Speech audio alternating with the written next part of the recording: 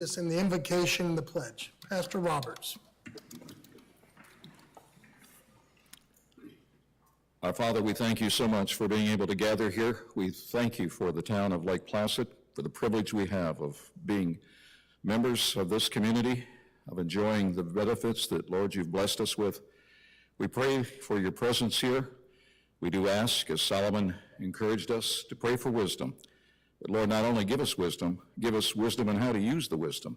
We see a lot of folks that know a lot better than what they're doing.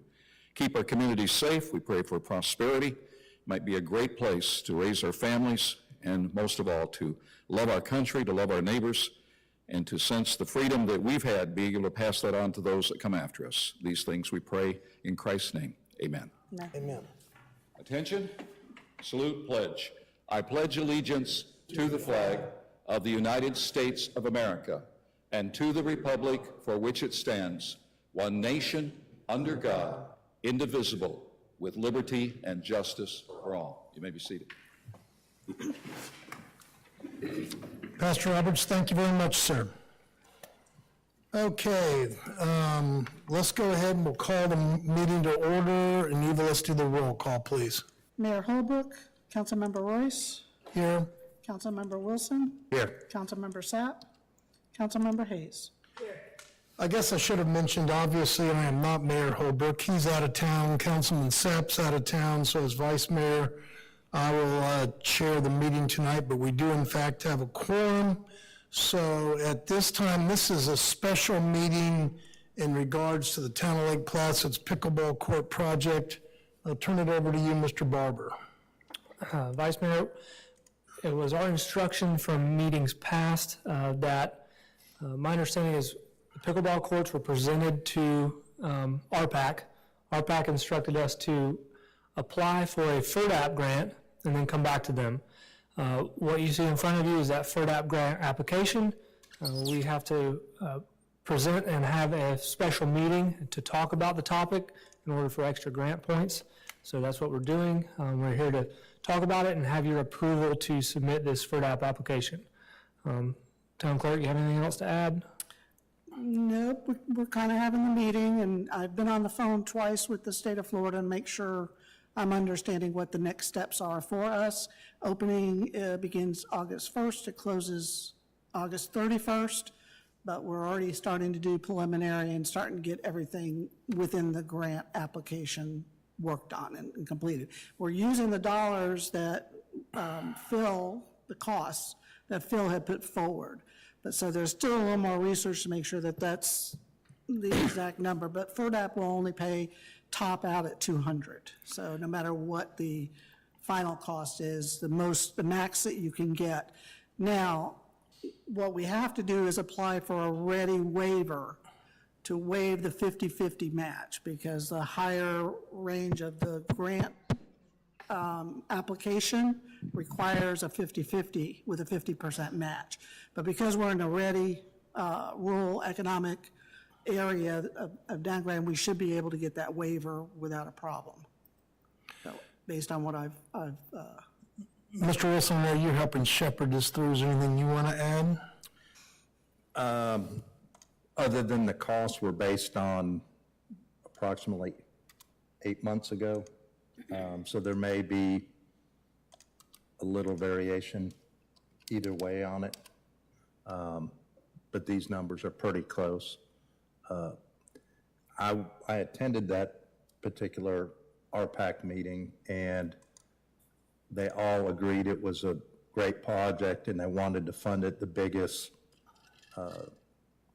hurdle was the amount of money they have to work for. Therefore, they asked us to apply for this grant, which they say is relatively one of the easier ones to be granted. So hopefully this will get going, because I've got a lot of our constituents that ask me daily when this is going to turn ground. Thank you, sir. So Eva, what we need is, what we would potentially want is action that both sought the waiver and made application for the FERDAP grant. Is that what you need? Yes, That sir. such action? Okay. Any questions from you, Ms. Hayes? No, sir, I'm good. So Chair will entertain a motion. I'll make a motion that we proceed with the FERDAP grant application and having Eva go ahead and submit it as soon as possible after the 1st of August. And hopefully we'll know something relatively soon. And seek the appropriate waiver, I assume is part of Yes, your and motion. seek the waiver. Okay, thank you. Is there any further discussion, council? Is there anyone in the public that'd like to comment on this matter? Okay, seeing none, Eva, why don't you call roll, please? Councilmember Wilson? Yes. Councilmember Hayes? Yes. And Councilmember Royce? Yes. Madam Clerk, Mr. Administrator, is there anything else that we need to take up in this special meeting? Don't think so. I would like to especially thank the clerk for taking on this application and helping get that in. Okay, well, thank you very much. We'll adjourn this special meeting of the Lake Placid Town Council. We've already determined that we have a quorum. We do not need to call roll again, correct, Eva?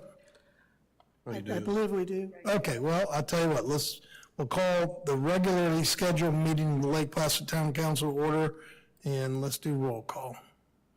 Mayor Holbrook? Councilmember Royce? Here. Councilmember Wilson? Here. Councilmember Sapp? Councilmember Hayes? Here. Okay, first item of business is the consent agenda 1. I'll make a motion that we approve consent agenda 1.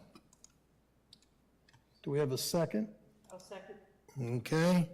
Any further discussion? Anyone from the public?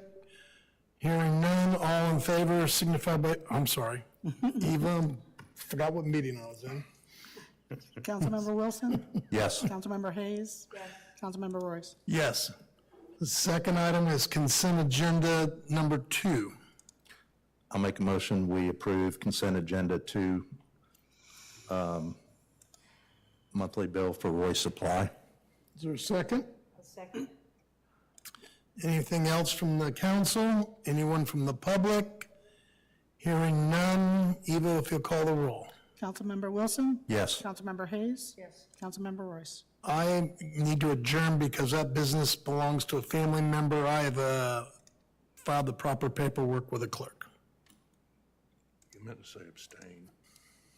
Huh? I think you said adjourn, you meant abstain. I meant abstain. Again, I'm struggling with this. I meant that I abstain, not that I adjourn. Not yet anyways. Okay, I apologize. Thank you, Mr. Harris. We'll move forward to number 3. All right, have there been any requests to speak? Any from citizens not on the agenda? Are there any presentations? No. Okay, we'll move to number 4, public hearings, second reading of the annual updates to the capital improvement element. Is that you, Mr. Barber, or is that Dana back, Mr. Dell? Dana's item. Okay, Dana, take us through it, please.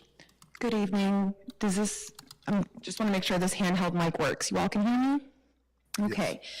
So this this particular public hearing is a requirement by Florida statute. We've reviewed it last hearing. We went over our capital improvement schedule and we approved the capital financial strategy. So at this time, we're just looking for second reading so we can go ahead and send it over to the state for notification. I'm here if you have any questions, but aside from that, I'll turn it back over to council. Okay, prior to a motion, Mr. Harris, does someone have to read the ordinance? By title, yes, Okay, and that would be to open the public hearing. okay. So to open the public hearing, we'll consider ordinance 2023-04, an ordinance of the town of Lake Placid, Florida, modifying the 5-year capital improvement schedule of the town of Lake Placid 2030 comprehensive plan, providing for severability, providing for conflict, providing for an effective date.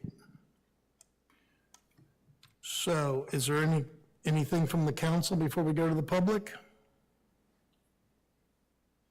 Ms. Hayes? Nothing. Is there anyone from the public? So I assume what we are seeking for is adoption on second approval and adoption on second hearing. Yep. I'll make the motion to, on second reading, to move to adopt ordinance 2023-04, modifying the 5-year capital improvement schedule of the town of Lake Placid for the 2030 comprehensive plan, and forward the adopting ordinance to the Florida Department of Economic Opportunity for notification. We have a motion, do we have a second? I have a second. Is there any further comments or questions from the council? I'll give the public another quick opportunity. Seeing none, call the roll, please. Eva? Councilmember Wilson? Yes. Councilmember Hayes? Yes. Councilmember Royce? Yes. Okay. I guess our next ordinance, and this one I think is in Allen's court, is an ordinance of 2023-06, garbage fee increase.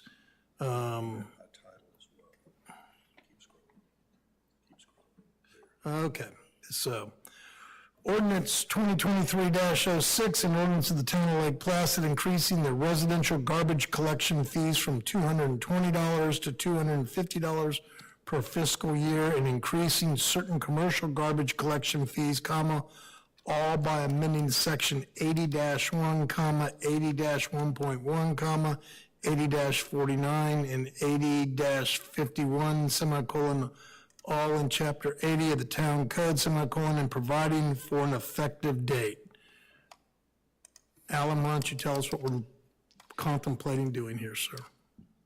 I'm hoping to have better numbers by the next budget hearing, but the gist is we're consistently running at a deficient balance, and we're trying to get to where we have reserves, and we're not pulling from other departments from month to month. Have you run the numbers? These numbers would do that with the customer base and the number of clients and everything you've? That number alone, no, we'll probably have to increase commercial as well, but I don't have the total numbers to make an exact figure for you just yet. I'm hoping to provide that for you by the beginning of next month. This number of the 250 is more of a placeholder until we have those numbers. We can go below that, but not above it. Any questions, Ms. Hayes? Would it make sense to table this item until we have the good numbers? I guess I'm gonna let Bert and Eva chime in as to the process of this. I believe this is a first reading, so the second read, stop me when I'm incorrect, or maybe I'll just let you explain it. At the second reading, you have the ability to go back off of that number if you need. So that the number doesn't have to be set in stone tonight, but that allows us to get on with it. And we will have 2 budget workshops prior to the August regular meeting. So in a budget workshop, So, but we could also do this fee increase? You can certainly discuss it Right. in the budget workshop. I agree with Joe. I would recommend you approve this on first reading, subject to, let me think of the wording.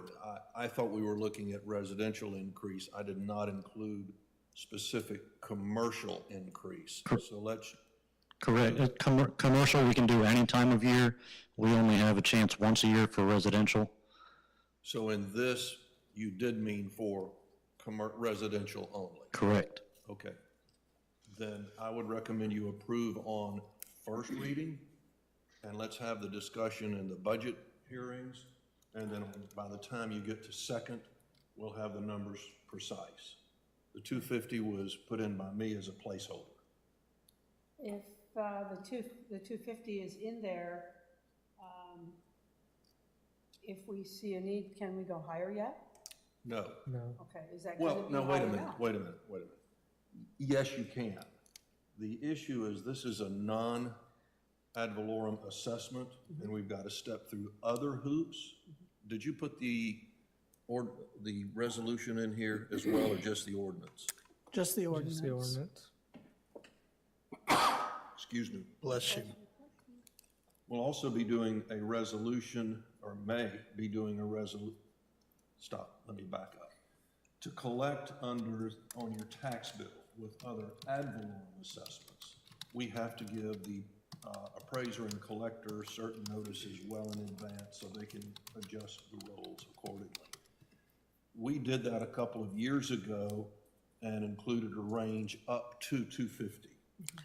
So we can go up to 250 under certain circumstances. Was it Pardon me? 300? Wasn't it up to 300? I don't recall. I believe it thought was up to 300. Then I'll stand corrected. The clerk will know better than me. But we put in a range, and so long as you don't exceed that range, you don't have to go through that resolution process again, which requires mailing to every ad valorem taxpayer. So we were trying not to upstomach the existing system. So we can approve this on first reading, and then when we come to second reading, we can have better numbers and we can adjust as necessary. Yes. Now, let me also say, if you want to reserve the ability to go above 250, we should change that now. Because once you pass first reading, I don't think you can go up. You can come down.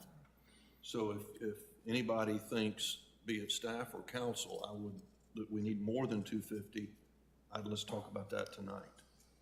Or may need more than 250, I should say. I don't believe the money that we're running deficient would be able to be basically a reserve acquired just from residential alone.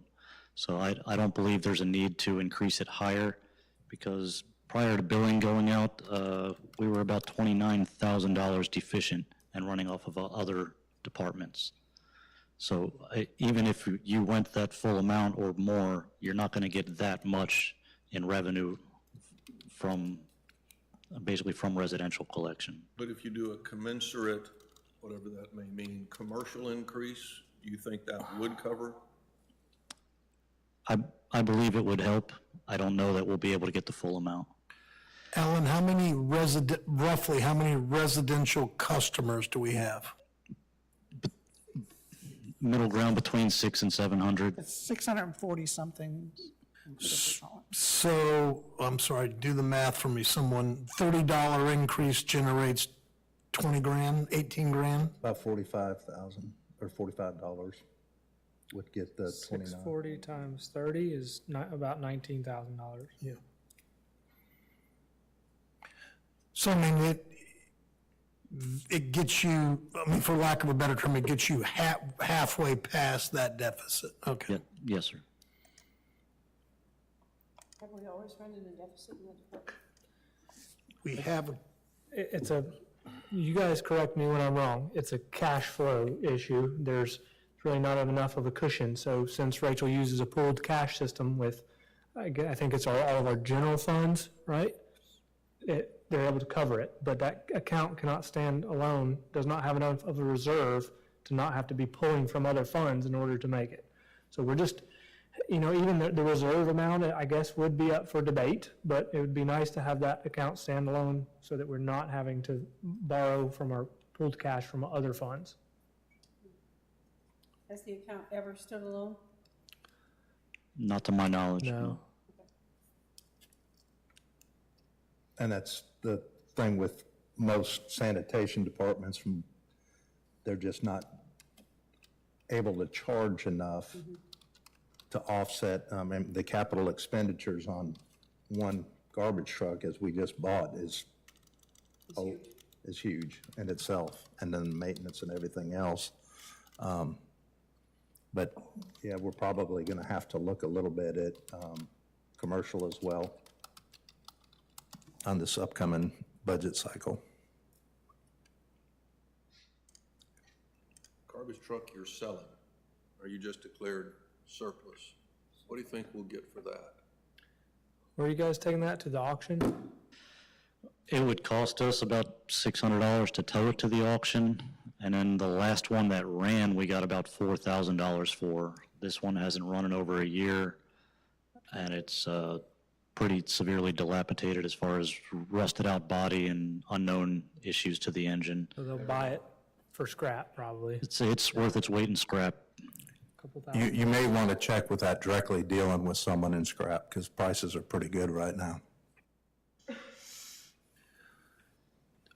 I personally think that a 13.5% increase over last year's residential rate should be our cap, and that we let him run the numbers and see if we can, make things work at less than the 250 number, but I would be hesitant to increase that sanitation rate more than the 13.5% in one given year. Yeah, I agree. What, I've read in the paper, Avon Park is in a similar situation, but what is the county residential rate currently? Does anyone? I don't know why I want to say, I think they're at or going to 223, but I'm not sure about that. But that's also one pickup of Right, weekly right. versus two. Right. No, in the words of our late friend Steve Bastardi, our residential garbage service is second to none anywhere, so. So what we're going to do is we're going to make sure I understand the process. We are going to go through probably this first reading. We will then, before we finalize the rate in the second hearing, we will go through our budget hearings process, correct? Now, Okay. Bert, correct me if I'm wrong, did you say if they go first reading and do the 250, they can't change it after that point, or can They they? can change it, They but can they only change go it. down. They only have to go down, gotcha. So if they're, Okay. now's the time, if they want to Right. go over 250, and yes, I heard the vice mayor's statement, but if he gets outvoted, now's the end of that opportunity. Right. So the timing is good because you're having the two budget hearings right before the second reading. So you'll have the August 3rd, August 10th, and then that following Monday is your regular meeting, which would be the second reading. So to make the determination on which way you want to go. So do we have a motion on the floor at this point? No. Not yet.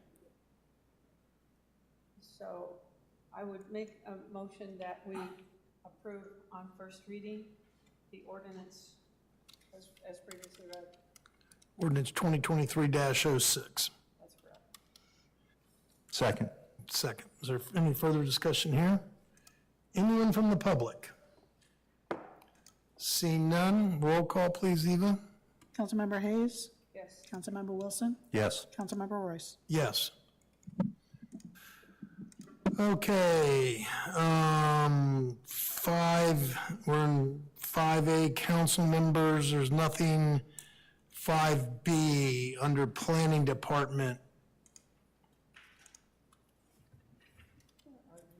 Huh? We're on 5B. 5B says Duke EV charging station. I think what we're going to do is we are going to, I presume we're going to talk about what has been proposed. We will seek, if nothing else, we'll seek council's consideration to it. And if we want to move forward, then I would presume the motion would be to conceptually approve of the concept and direct staff to work with our friends at Duke to bring back an agreement for approval at a later meeting. Is that the plan? Okay. Dana? Thank you, Dana Riddell, Town Planner. As our chairman stated, Duke Energy is proposing to add an electric vehicle charging station within the town of Lake Placid. They've gone ahead and prepared this PowerPoint presentation. They gave me their best presentation, so I'm going to go ahead and see if I can hit all the bases that they did as well. So this just kind of describes what we'll talk about, but their objectives when looking for locations for new electric vehicle charging stations is that they're looking to locate them everywhere, and they're really looking for more sustainable options and also to locate them along evacuation routes so that obviously it can assist in the event of an emergency for those of us that have electric vehicles. Specifically, they're looking for a site that has 24/7 access within 5 miles of a major corridor or hurricane route. They cannot be within 25 miles of another charging station. It must be a safe and well-lit area and near amenities. By amenities, they're looking for bathrooms, retail spaces, something for people to be able to do while their cars are charging. Although from what I understand, these charging stations should take about 15 minutes to fully charge your vehicle. I think they're fast chargers. So what are they looking for? What are they asking for? If they come in with charging stations and we approve, they're asking for a 10-year agreement. And at the end of 10 years, we can opt to purchase the equipment, we can ask to renew the agreement, and we can ask Duke to remove the chargers entirely. But in order to make this concept work, they are requesting a total of 5 parking spaces. 4 of them will be used to actually site the charging equipment and to be able to plug in, but 1 will be used specifically only for equipment. So we have to take 1 of the parking spaces we have, and we'll convert that specifically to equipment usage, and the remaining 4 will be specifically for charging vehicles.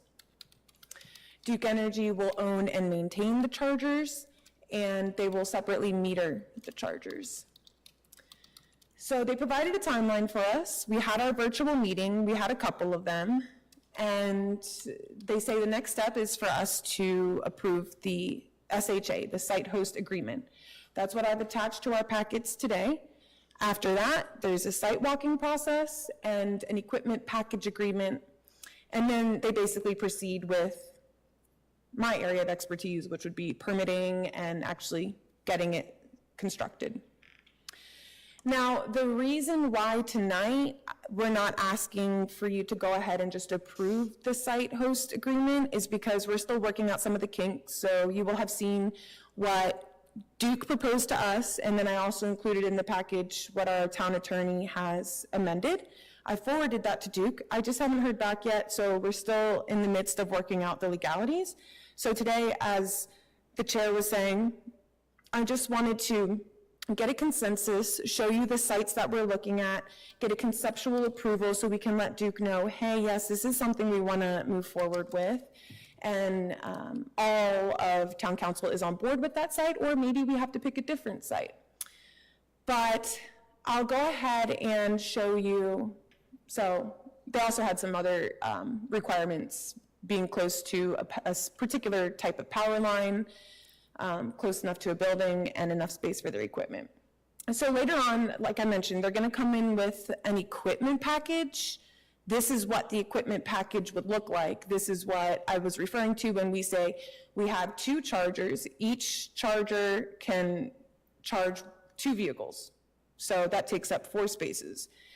And then in this case, it looks like they've situated a lot of the equipment here in the corner.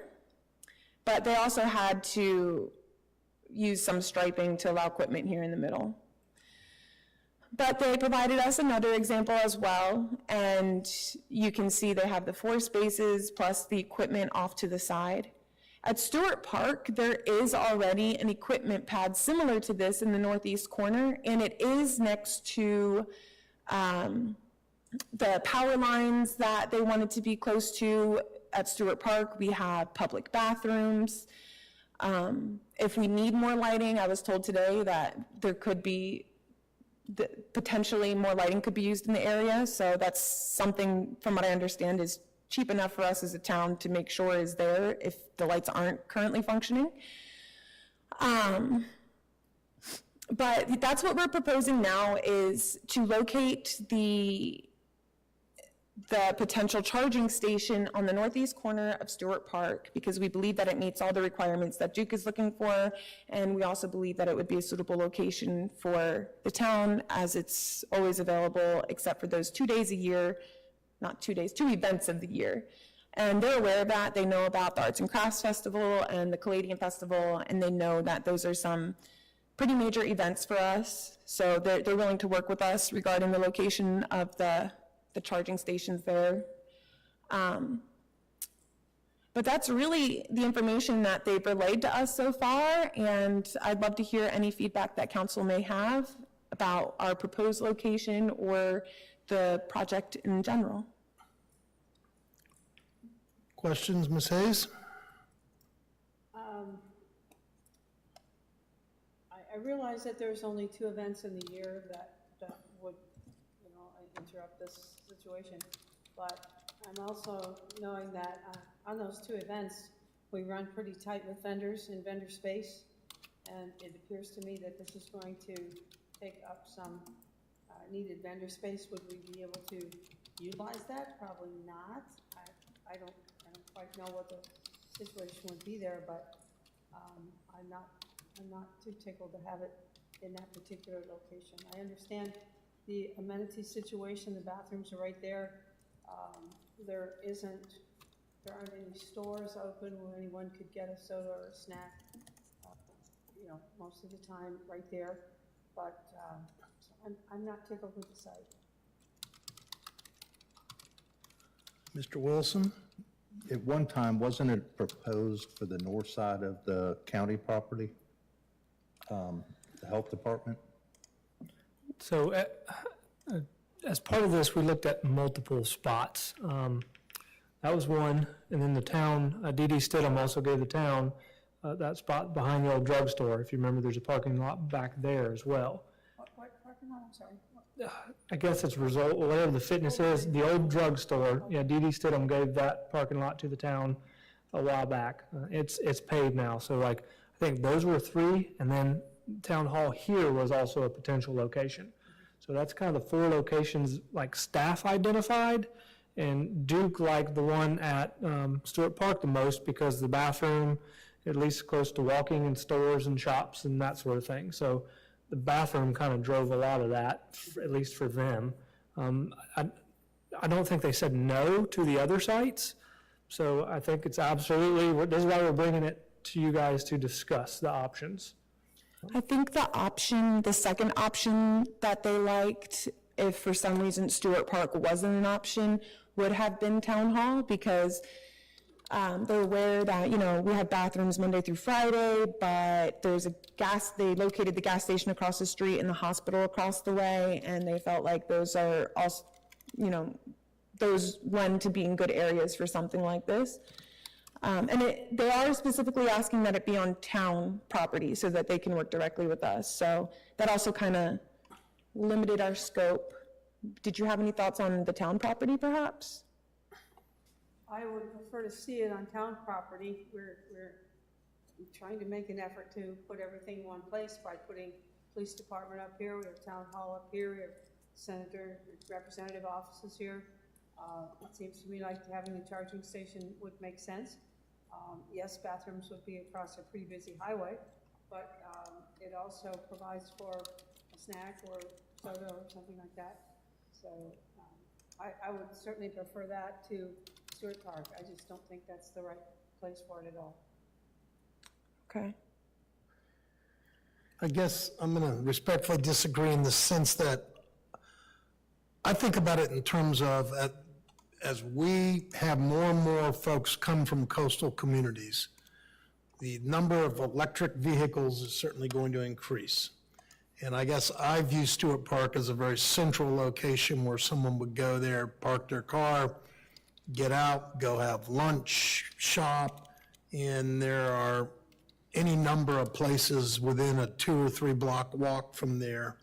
And I think the kind of people that are driving an electric vehicle probably are more inclined than those of us who live in Lake Placid to be willing to walk a couple blocks to something, so that's my perspective. And I guess, to me, having to account for them 3-4 days a year and festival work around them is not an undue burden on those festivals. So that's my opinion. Well, we just got rid of the shuffleboard courts in that same area to provide for more space. And now we're going to take that, in essence, take that space back. And use it But for- Well, we're in not taking essence, the with bench those shuffle, you space, just we're made a taking case for more parking. vendor space right there then. What about right across the road at the county building? Yeah.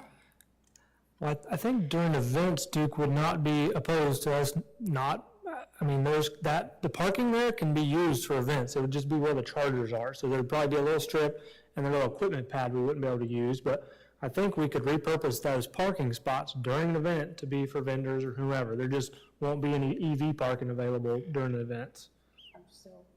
I'm still not liking Stewart Park. I'm sorry, guys, you're not convincing me. Yeah, No so Stewart Park for me. So the other two options, I've got them on the screen if you want to look. There's a county parking lot here. I mean, two, there's county parking there. Town also owns this parking lot, which is north of, kind of across from the Journal Plaza. I mean, there's another county parking lot. Then the other spot we looked at was this parking lot. So this is Interlake. This is a town-owned parking lot as well, which is behind, it's hard to tell. It's off of Oak. So there's a police department. Right. It's literally back here. That one there is a little bit kind of off the beaten path. Yeah, I'm not keen on that one, but I like the other one that you mentioned up there by, I think our staff's only hesitation was, there's already been a lot of talk about parking in that area on weekends, and it's already fairly crowded to. And we also need to consider the future down the road. This is a 10-year agreement, and we're probably going to have to address that intersection prior to that, so that may not be the best spot going forward. In the event we have to, in the event we have to do something there to make improvements at that intersection, I'd hate to put it there and then have to redo something. and how tight is that on, when they have the farmer's market down there on Saturdays? I think that's used for parking. Well, they've been having parking problems during those events, so people parking on grass and in lots, and during those has been a problem. Joey, what about the county, the health department parking lot? The north end of it? Yeah, so that's a county parking lot, and that was in one of our asks. We asked them to maybe better delineate that and stripe it. We could coordinate with that with the county. That would be a pretty good place, because you could still have the bathroom, and you'd be in the area of the restaurants, that type of thing. It does add, not saying we were not going to approach county, but it adds another layer of complexity, because then we will also have to approach the county with this idea and get their sign off as well. Because it's not actually town property. It's in town limits, but it's county owned. So I guess what I'm saying is I think that if we want them quickly, that might not be as quick of an option. But I don't know that council When you needs them say quickly. the northeast corner, is it going to be more on the northeast corner or the east side of? Well, we've also, Mark and Alan speak up on drainage. I haven't gone out there and looked at it, but I think there were some concerns. We may have to relocate it to another spot, but there's parking all around. I don't think they would go out front, but we could also do it on either side. The northeast corner is prone to flooding. Personally, I don't believe that's a good area for it. That corner where there's the fenced-in area is also already loaded with electrical equipment, the main panels that run the entire park, and the submersible well. There's barely enough room just to walk into that fence to work on anything.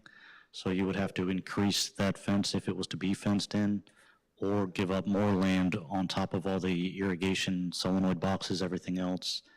And that's if you fix the flooding problem, which I don't believe could be done because of 3 different hills converging there and creating a river that heads down to Main Street. I guess let's make sure we're on the record. It's not flooding there. There's stormwater running kind of down that road.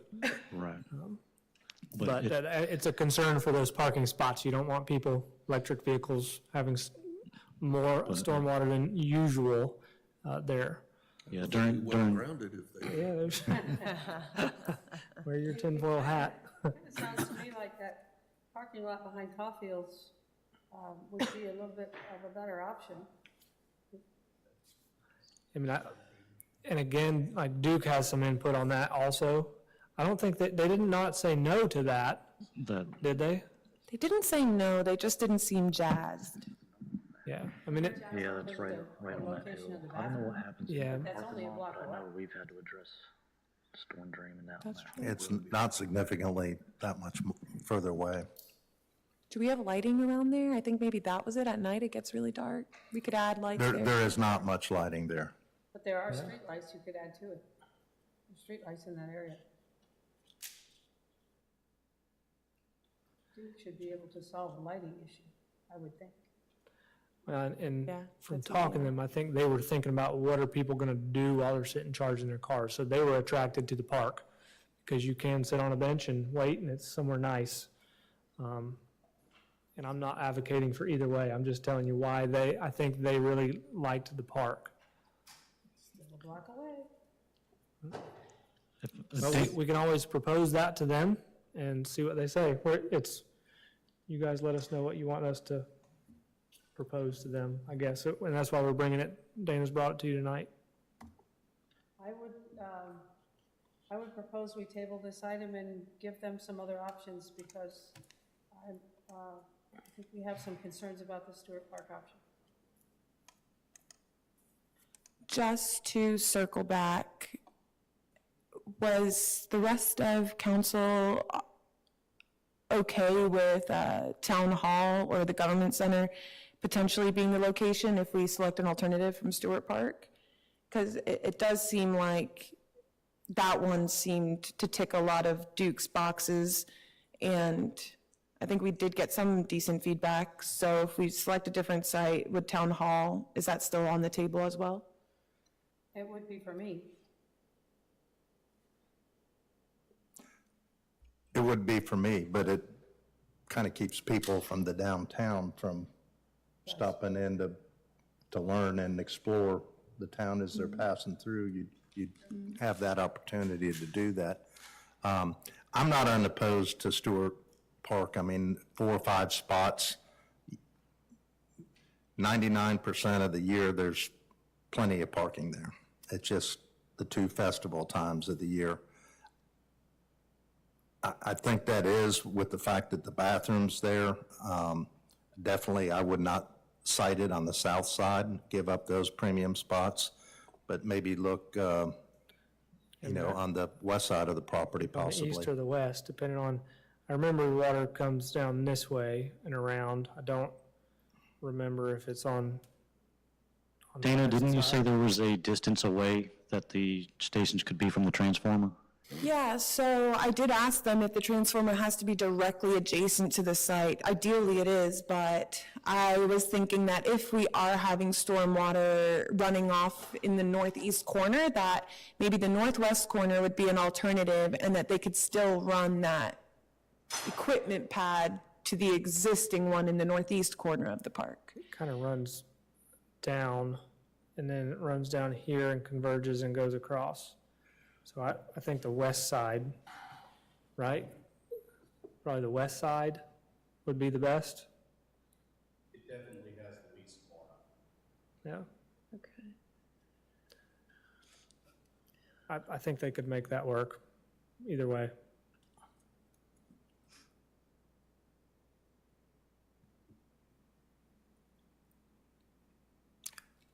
Alan, currently the box is located where with all the electronic and the pumps, the electrical? It's over here, right? It's in the very northeast corner. Northeast corner? Yes, in the very corner. You'd probably want to segregate that from this anyway, or you don't have to. There was also a decent amount of right-of-way on the Stewart Park Ave. If we were to put it near where, behind the Mid-Florida building, or the old bank building, I don't know if they'd be willing to bore under the ground, but I mean, if you put the transformer on one side of the road and then the charging on the other, that would save us from taking up that much more space out of our park.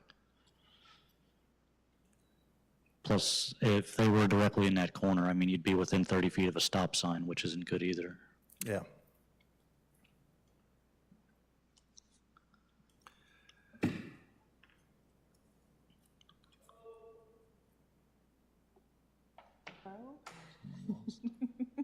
We're in here.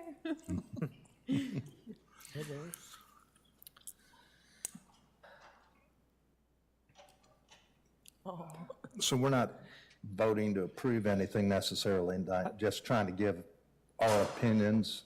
No, what Duke is looking for is they want to make sure that we are interested in having a charging station in town. I think they'd probably like for us to say grace over a location. But we also have some contractual language that needs to be worked out anyways, regardless of the location. Is that accurate, Dana, Mr. Harris? I mean, their agreement needs some work. Correct. We're not going to accept we're not going to get, our legal counsel's not going to recommend accepting their agreement as presented. So it seems like the prudent thing to do would be, okay, let's look at near the northwest corner, let's have them come down and do another look. I would suggest another location even to think about, and that is what is commonly thought of as the Miller Air Conditioning parking lot on the railroad right-of-way. That's really town right-of-way, town parking. And that's another location that, is kind of has a highly visible thing. When I think about it, I guess if the idea is someone needs to come and sit in their car and plug in for 15 minutes and go, then this is okay. If what you want is people to come in, plug in their car, then wander around town for an hour and have lunch or, whatever, then I think it needs to be more downtown somewhere. I personally like the idea of ideally, maybe that Northern County Health Department parking lot is the ideal. It's an unused space that's getting used for absolutely nothing.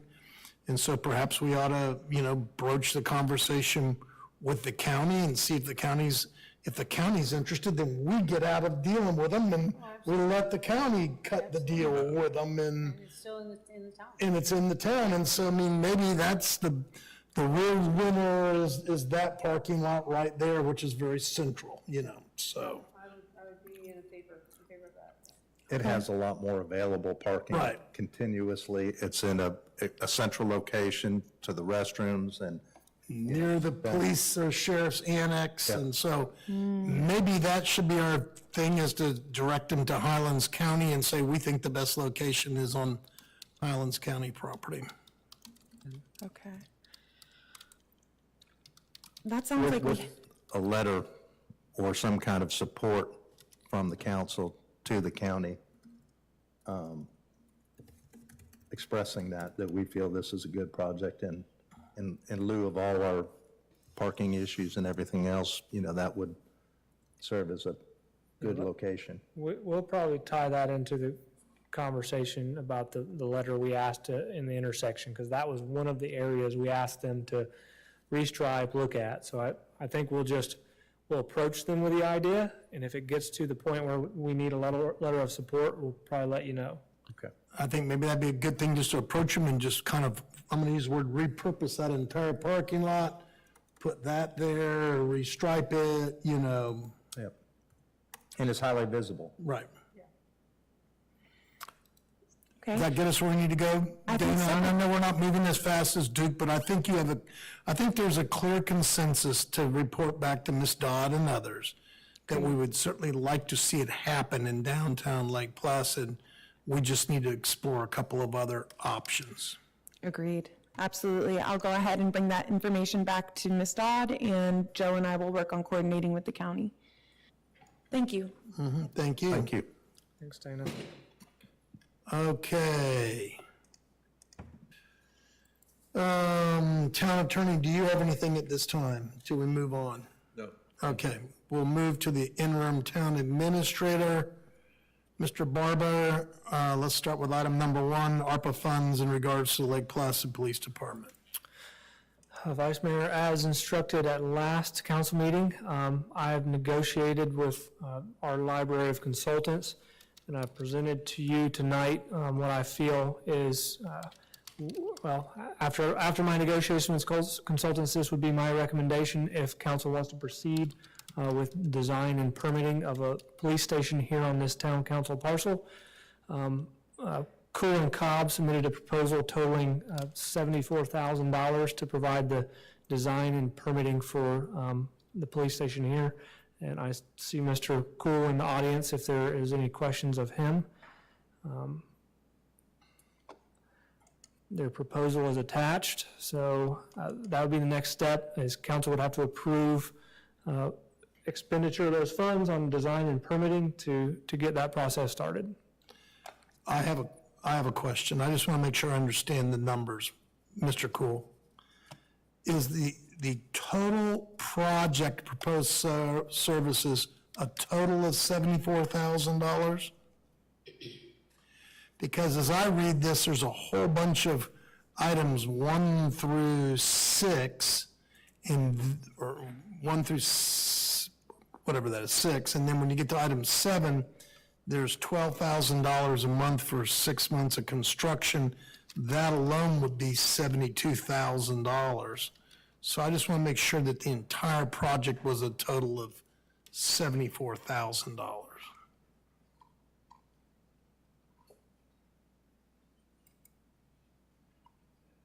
If you might, yes, Mr. Cool, if you can come forward, I appreciate it. Or is construction administration different than the 74,000? Okay, so the question is, the items that we have listed in there of the items. First, I'm Carl Cool with Cool & Cobb Engineering Company. Thank you for letting us submit this proposal. But the total of the project is $74,000, which includes all of the items listed in the list of things to do. On page 3 of 7 of our proposal, we have a list of items 1 through 7, and those should total $74,000 even. Well, I mean, I guess I'm looking, Mr. Cool, at item number 7, at $2,000. You know what I did now? I apologize. You're right. I apologize. I was multiplying 6 times 12, and that's where I made a mistake. Thank you. Yeah, it adds up to 74. Oh, that does add up to 74,000? Yes. Okay. My mistake. I apologize. Yeah, so, and that is an assumption. If construction goes over 6 months, I mean, you see that number could change, but. Right, that's assuming 6 months of construction. If it goes over that, it's 2,000 a month for every month it goes over. So should we, I mean, it was interesting, you know, Mr. Barber and I had a meeting with the county today, and they told us it was going to take 18 months to build a fire department. I mean, do we need, if we're moving forward, I mean, let's ask Mr. Cool this. Once we actually start construction, Mr. Cool, how long do you think construction should take? When we put together the specifications, we can specify the maximum time and penalties after the maximum time. But for a building like this, it should not take 18 months. They ought to be able to do that, and I'm thinking in the neighborhood of 12 months. It can, and maybe we could put together something that's going to go together and maybe 6 months, but I just don't believe that this should take 18 months. If you've got a contractor that's out there and moving ahead with it, that's a little longer than it should. I agree. I was a little shocked today to hear him talking about building a fire department, that it was going to take 18 months of actual construction time. This is, I don't expect this to be a complicated construction project. Going back to that rate, that's from the time they put it out for bid, which they have not done yet. No, they told us today, and I don't want to confuse, but they told us that once they put a shovel in the ground, they anticipated it would take them 18 months for construction. So we're at least 2 years out. Yes. Yes. They anticipate, we'll talk about the fire department in a minute. Yeah, but Mr. Barber and I went and had a meeting with him today, so. Mr. Cool, is there anything else you want to tell us about your proposal? I just would say that we're excited about the opportunity to work for the town. We've worked for the town in many cases, and we feel very comfortable here. Joe knows us, we know him, and we're excited to have the possibility of being a part of this project. Carl, one clarification. There had been some discussion with council about whether we wanted it in the back or in the front. I don't know if that decision was ever made, but I assume your proposal is probably good for either. We intend to put together some site plan options for the town, for y'all to look at, and give you some discussion of the advantages and disadvantages of the options. But we see 2 or 3 options that the town council should make the final decision on, but that's our plan at this point in time. Okay. Okay. So, other than unforeseen things, the only thing that might increase the 74,000 is if construction ran for several extra months and we had an additional couple $1,000s a month. It could go, yes, sir. Okay. And I think if there were environmental issues or geotech issues discovered during any of this, those are always kind of unknowns, but I know out front, I think we would be fine. In the back, that may play into our decision as to where to locate it. Okay. Ms. Hayes, any questions about the proposal? I'm pleased with the proposal. Mr. Wilson? I am as well. Okay, so I take it the action tonight would be to authorize the use of ARPA funds to go to contractor Cool and Cobb, is that right, Mr. Barber? Yes, sir. It looks like it's written here that, we are to move that the town proceed with the design and permitting of a new police station building as proposed by Cool and Cobb Engineering. Is that a motion? Yes, sir. Is there a second? Second. And then I have a question, Mr. Harris. Mr. Harris, have you had an opportunity to review the agreement from a legal standpoint? I have not. Should a potential approval allow you to I would recommend that, do a legal review before the mayor signs it? yes. Okay. Is that okay with the motion maker? Yes, so do I have to amend the motion in any way for that? Just say subject to legal review and Subject to legal review in a timely manner.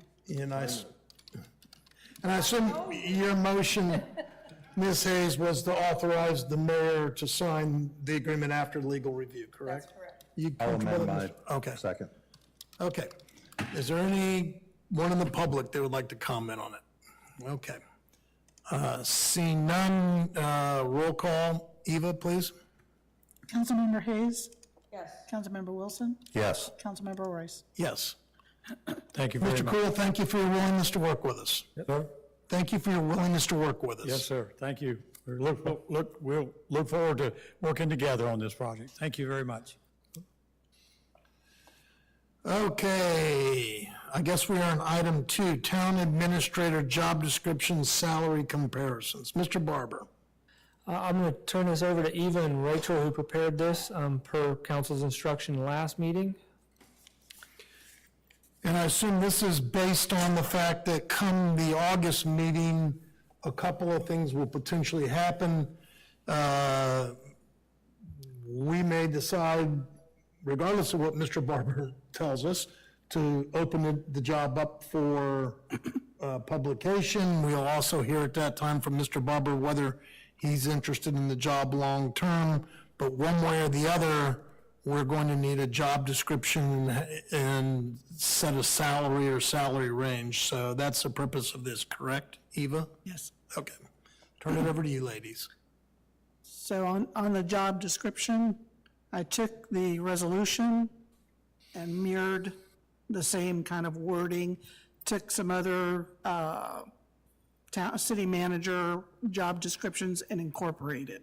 So I made sure that we didn't go past what the resolution said and kind of kept that all together, but just to put a comprehensive, and I refer to that resolution. I'm not sure if we do need to do that or not. If we go to advertising or not, that'd be Bert. But I did put it in the top of the job description as a guidance for that. If that was a question directed to me, I think Yes, that's I just want to make sure I was following, because the resolution really is the job description, but I just expanded. I think that's a good approach unless the council, having now been through a town administrator for a decade, wants to revisit that job description. Now would be a good time to do that. And I have no issue that I would be suggesting, just, But I did incorporate from other city manager jobs, and it pretty much followed the same. The only thing I did take out was the strategic planning that was taken out of that last resolution. So other city managers have that in there, so I took it out. So that would be the only difference that I'm seeing from other city manager job descriptions. Everything else was pretty comparable to what the resolution was indicating. I thought that the job description was well done, and that it hit all the big numbers in my mind. And I have no heartburn with not having the strategic plan in there. That always can be a last-minute assignment as well. Mr. Wilson, any comments? Well, I agree.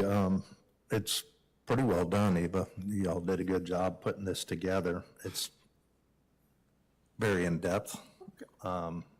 We can simplify it, just. No, I like it. There are very little questions to be asked as a result of the way it's been written. It's pretty laid out there well. I think you did a good job putting it together. My only comment under education and experience is, it says bachelor's degree in business management or governmental management required. I would suggest that that really should be preferred, frankly, and it says master's degree in public administration desirable. I just would not want to preclude a qualified candidate with the word required. For instance, we'll use Mr. Barber, for example. I don't think he has a bachelor's degree in business management or governmental management. He's a civil engineer. That doesn't preclude him from doing this job. And there may very well be a man or woman out there that only has an AA or high school diploma that could be right for this job. So I don't want us to close the door by having required in there. That's one guy's feeling. I would agree with that. Put recommended as opposed to required. I agree. So we'll take out required and make it preferred then. Right. I would also add one, lots of administrators and managers have the certified public manager designation, like they've been to that. So I would also kind of put that as preferred. Okay. What section was that? You could probably have it under minimum qualifications, I would Okay. think. Same, or education experience. Yeah, education experience. And you could make that under hiring a prereq to work towards that. If you don't have it, to accomplish it within a time period of Right. being hired, yeah.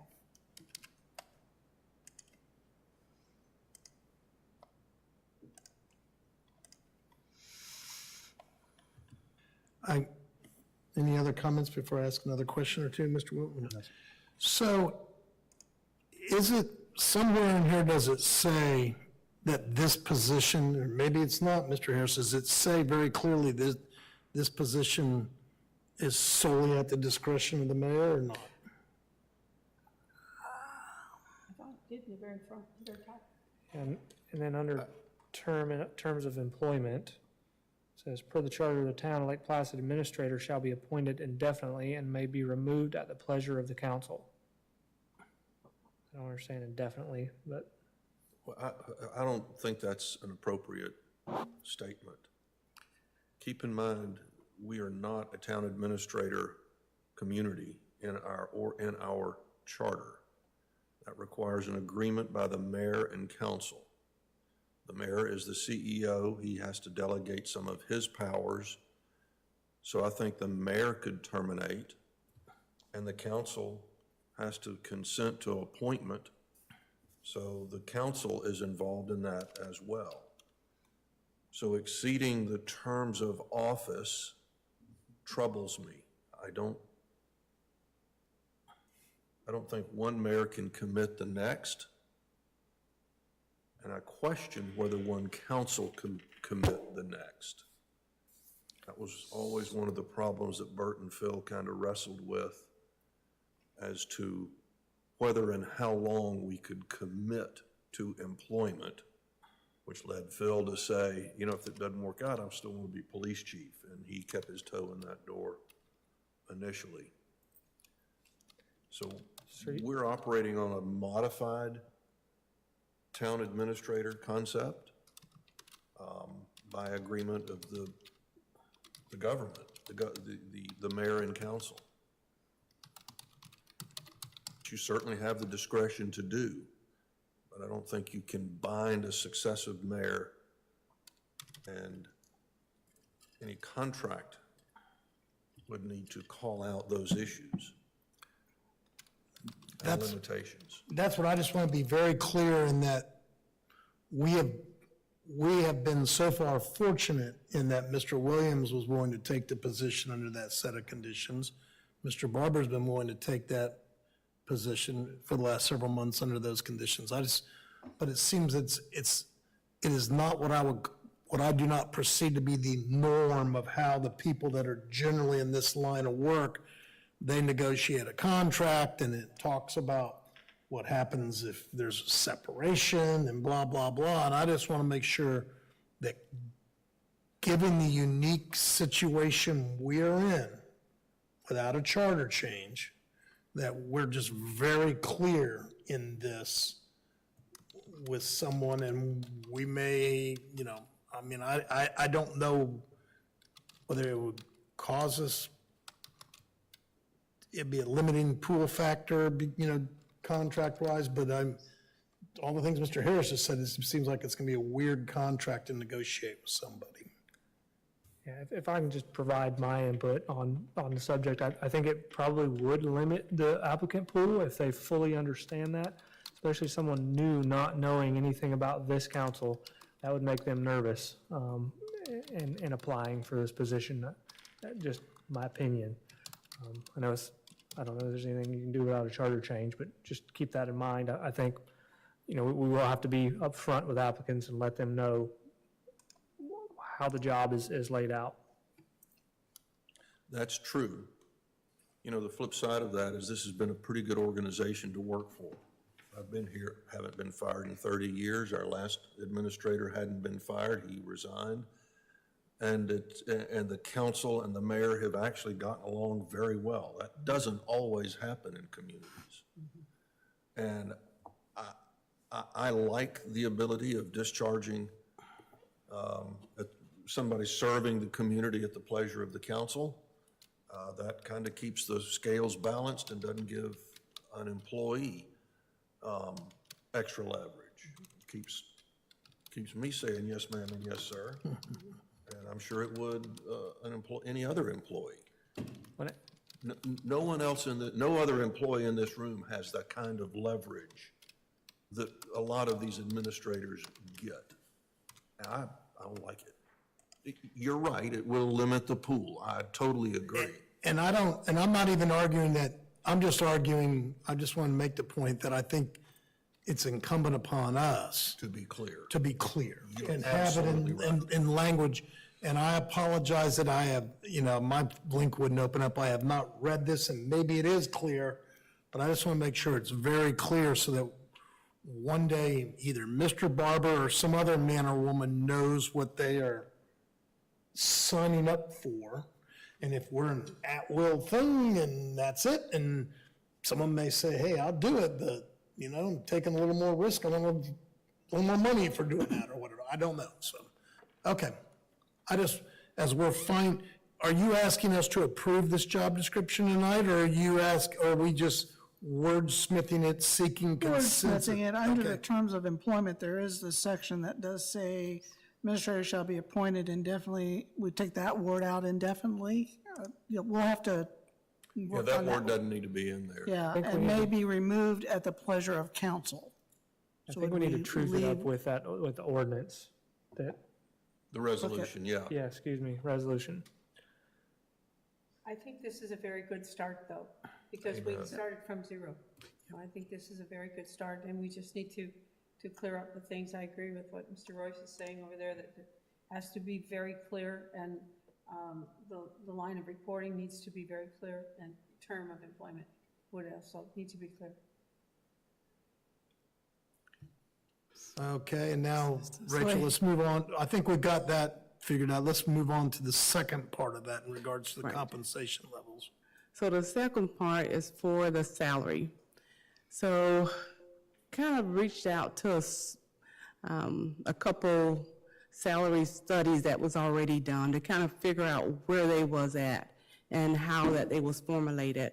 So I kind of looked at, and I know Mr. Royce said Florida Legal City, so kind of looked at them, Indeed, Glassdoor, and everything was pretty much like everywhere. It was no streamline as far as like with the city, we're kind of unique structure, and that's most local governments are kind of structured unique to whatever their community or their population is.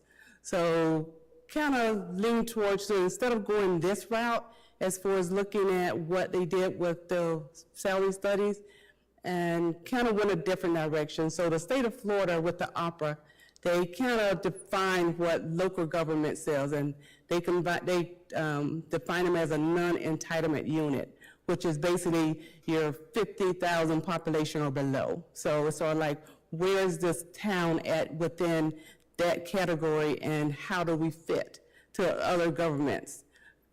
So kind of went there, and this is the report created by the state of Florida. It's not by something that we created, something the state did when they was delegating ARPA funds, and it starts out with a population of 11 people, and then it goes down to 48,000 people. But the town of Lake Placid is right in the middle to kind of give a good average as far as the population-wise, and we're 2479. So it's on a short list to say how is any of these cities comparable structure-wise, maybe even getting the same type of revenue, so we can make sure that if they can, have these type of structure, then the town will have no problem paying for it. So the short list is here. So I kind of narrowed it down and kind of sent a mass email out to a lot of agencies and asked them, say, hey, what do you pay your structured town administrator and his staff? So I got to this list here, and Polk City, Nell, Magnolia Park, Edenville, Bel Air, Bluffs. But everybody didn't participate, but it was enough people participated to say, okay, so we looking at how the structure is, and say for instance like the town administrators, then we got the assistant town administrator, we got the finance, HR, so it's sort of like the same structure, and the one that was closest to the town was Nell. And they kind of have the same kind, and if you look at some of the structure, you just notice that they have a lot of people doing multiple job positions, like in Burnell, the city clerk, she's also the town administrator, the finance director, and they got an HR person, and then on some of the others, they outsource pretty much a lot of stuff.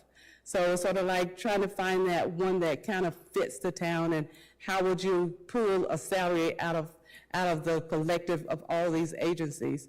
So what I did is I took this short list and kind of give an average salary on it, and then and I took the whole list of the 2,000 population and kind of got an average of that as well. But on the own side, so I kind of looked at too, more so the taxable value as far as say, okay, let's make sure that the revenue stream is going to be enough to pay for these positions.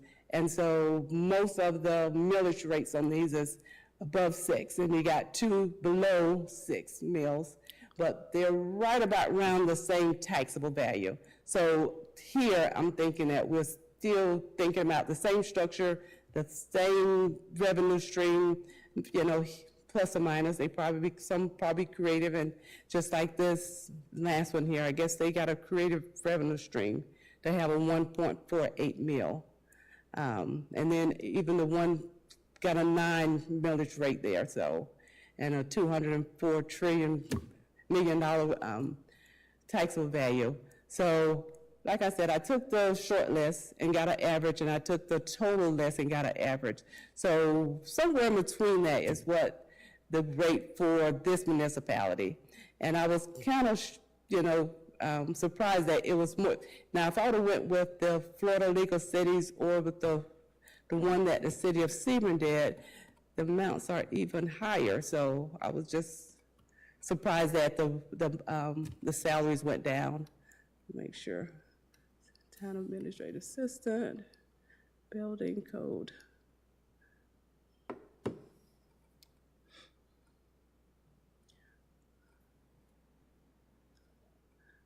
They got a lot of positions in here. Let me see.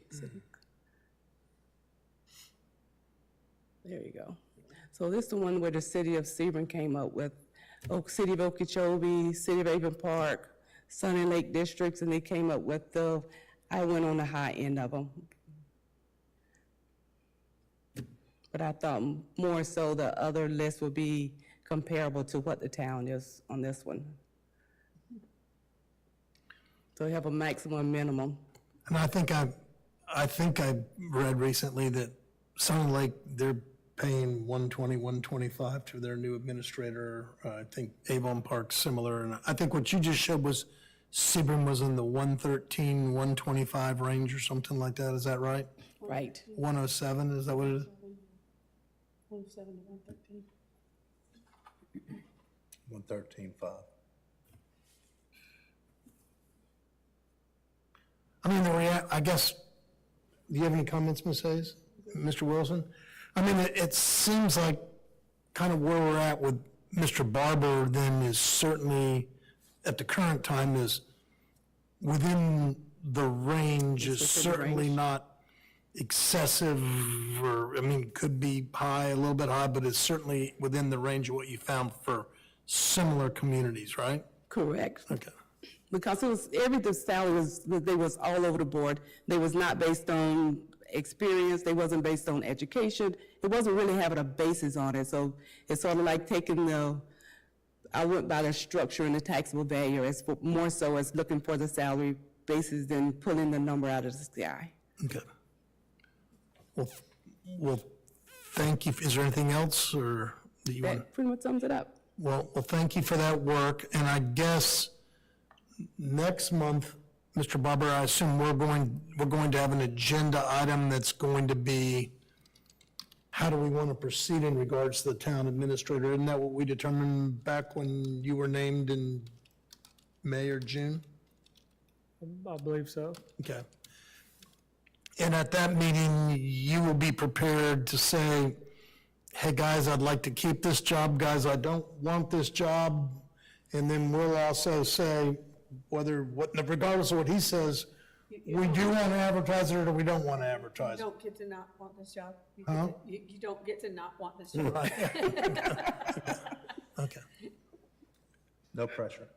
No, don't worry about it, Joe. It's okay. I just want to make sure we were in agreement that that was kind of the plan, is that we were going to, that was the original action we took, was to revisit this in August, at our August meeting, If I correct? recall, yes. Okay, Meanwhile, establishing job descriptions Right. and salary ranges. okay.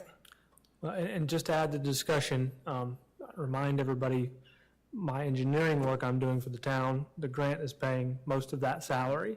So, when I came up with that number, because I'm really doing two jobs at the moment, town administrator, and I'm managing this large grant and doing all the town's engineering work.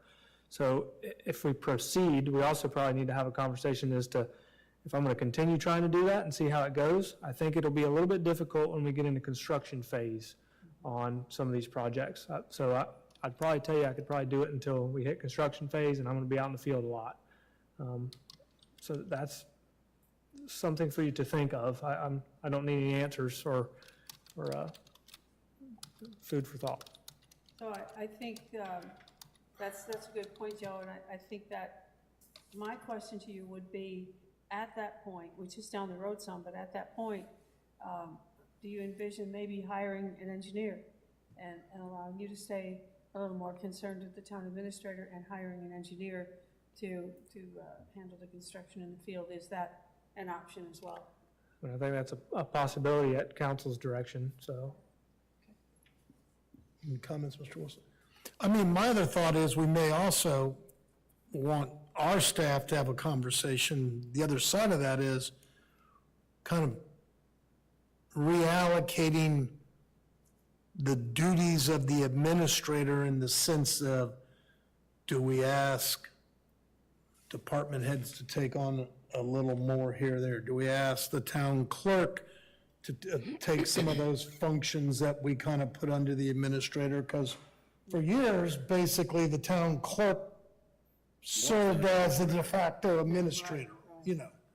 So we may want to, you all may want to be thinking about, are there ways to take things, especially if it were to be Mr. Barber, are there procedural things to take off your plate and assign elsewhere? I think we've already done a lot, and I've tried to be very pointed at Eva and thank her for some of the things she's Right. been helping with already. Right. So some of that has already happened. And I'm not, nobody's stepping on my toes at all. I kind of expected council to take this description, this salary, and advertise it. And I have no issues with that whatsoever. So, you know, I know, Ms. Hayes, that was your recommendation last time, just to see what we get. Nobody is hurting my feelings nor stepping on my toes if council wants to do that. I think that my point was that we did not have a job description in place, so if we needed to, we couldn't have gone to bid or to advertise. So now we're working on developing this. I think that's a good thing. Rachel, the work you did was outstanding, all these charts and all the research that you did, and I think we can only grow as a town for doing that. But it was just a stopgap measure, not to give you any hints, by the way. You know, Joe, if I may, Mr. Harris. Chairman, Joe just mentioned that the grant pays for his salary as the engineer managing the grant. Absolutely true. But that portion of his salary needs to be based upon the time that he spends on that project. I hope we're not billing the state for his time as, we can't as town administrator. We've got to make an allocation there that's fair. They've been too good to us. And that was the representation he has hired for that job. I understand, and I guess what I want our staff, upper staff, to think about is, let's assume either Mr. Barber said, I don't want it, or we said, hey, let's hire someone else. You know, we're going to be hard pressed to have a $120,000 administrator and a $95,000 or $100,000, you know, engineer. And so we've kind of got to figure out, you know, do we give other individuals some other responsibility and then perhaps compensate them a little bit more for taking on that responsibility, but the aggregate of it is a lot less than $200,000 worth of salary, you know. So I would encourage all of you here in the room that are doing this to think about how do we, especially if Mr. Barber shares with you all behind closed doors that he's inclined to say, I like this thing, how do we make it work longer term? So. Any other questions or comments, Ms. Hayes? No, sir. Mr. Wilson? No. Anything from the public? I think, Anything from any other staff members about this? okay, now I can speak. Good. I just wanted to make sure we pointed out this millage rate comparison that Rachel did. I think that's a pretty good nugget of information for council to just see and understand. So I won't say anything else, but it looks like council's doing pretty good on millage rates. Well, I thought you were going to say figure that we can get to 1.48. No, that's not what I was gonna say. Oh, okay. I just, I want to point that out and so that you have a comparison of what other municipalities and cities are doing pretty well close to us. Like this one, I'd have to. Who is a 148? I'd have to make some calls. Bel Air Bluffs? Didn't somebody look that up? Where was that, Kevin? In that ever in St. Petersburg area? Yeah, it's on Colorado Beach. It is 0.5 square miles. So it's a little bitty tiny town on the beach at Clearwater, just south of Clearwater.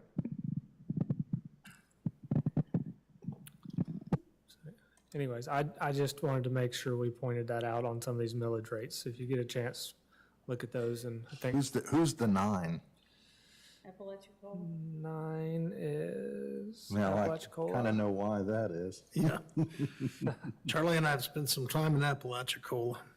Dana also said she worked with Polk City and said they were similar to us, and they're at a 6, just in their staff makeup and the way they run things, that sort of thing. Well, I understand, but I would not take, at least from one councilman's perspective, I would not see that and say, that's licensed to increase the millage rate, so. That was not what I was saying.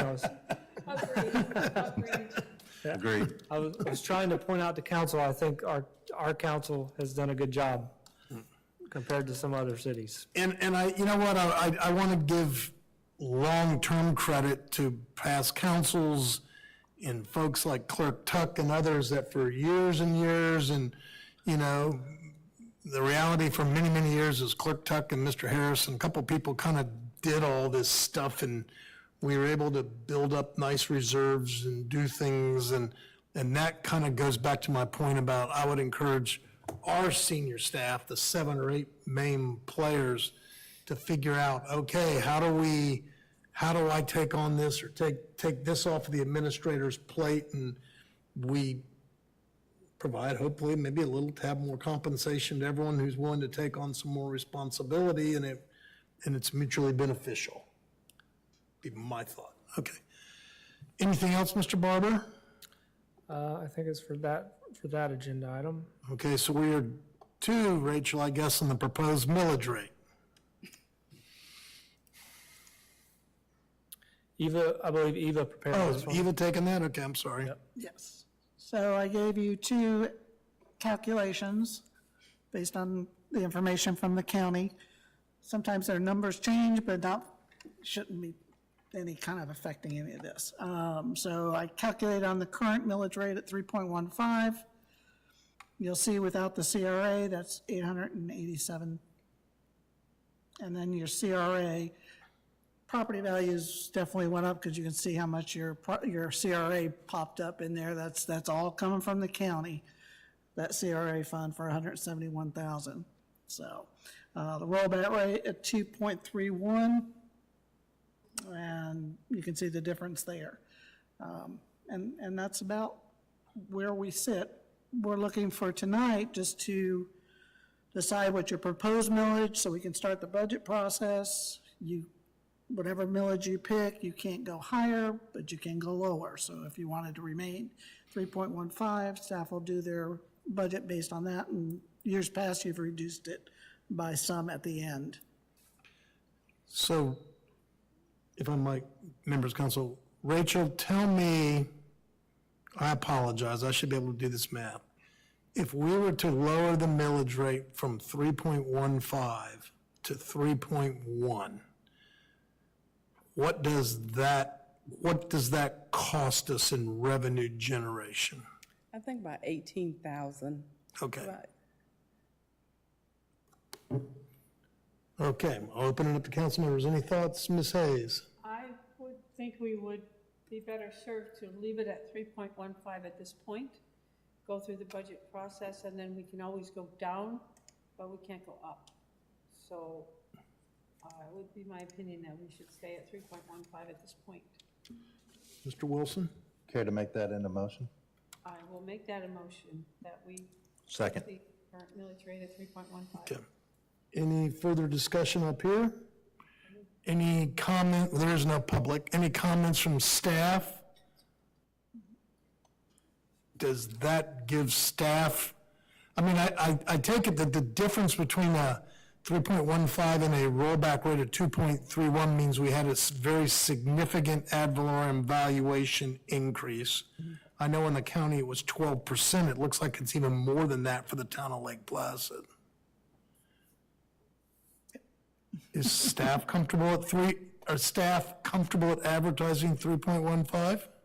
Yes, that begins the budget process, so Okay. you can't change that at the end. We'll And then we'll advertise it. figure out where to cut $18,000 so that we can reduce everyone's millage rate some small amount? So you have 3 shots. You have your 2 workshops, plus even the August meeting, you kind of weighed in, not voted on anything, but weighed in on that final August and then in September. Anything else from any other staff members? Anything further up here? We have a motion to advertise at 3.15. Everyone understands that no matter probably what we do, we're going to be advertising an increase because it's very unlikely we're going to ever go down to the rollback rate. So, okay. Call the roll, Eva, please. ma'am. Councilmember Hayes? Yes. Councilmember Wilson? Yes. Councilmember Royce? Yes. Okay, Mr. Barber, whoever, we're on IT services. Vice Mayor, Alan, why can't I remember his last name? Avis. Avis. Alan Avis worked for the town for a number of years and has done good work, and we are sad to see him go, but he has informed the town that he will be no longer able to provide us service.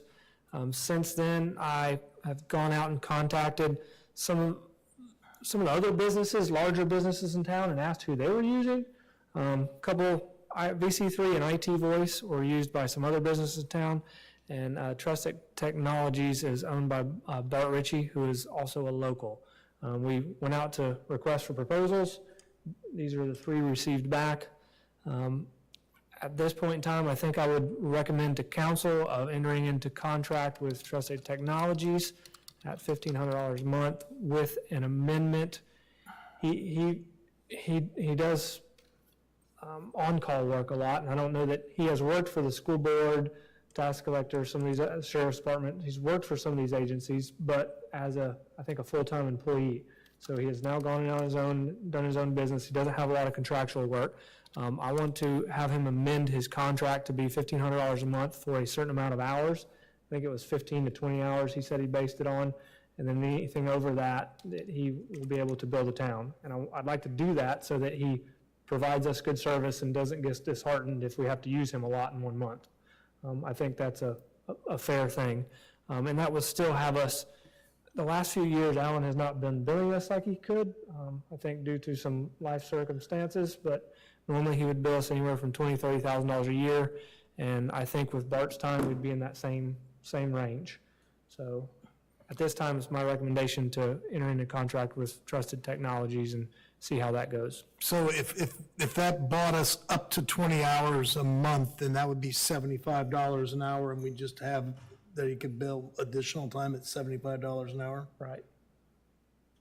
Well, I will tell you that I operate an organization that also uses Mr. Avis. The good thing is he's still helping us. We're not as difficult as the town is. And it's hard to get Alan to bill you at times. I mean, we've got a lot of free work out of Alan. I would encourage you to make it then Trusted Technologies for up to 20 hours a month. Okay, open it up to council. Ms. Hayes, Mr. Wilson, any comments?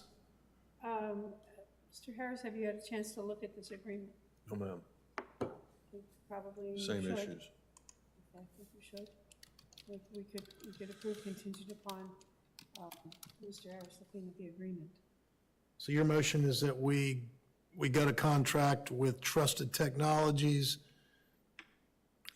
with quick legal review and authorize the mayor to sign, correct? Yeah, legal review and. What about the amendment in the contract with the amendment? Yeah, I think did you second that, Mr. Wilson? Second.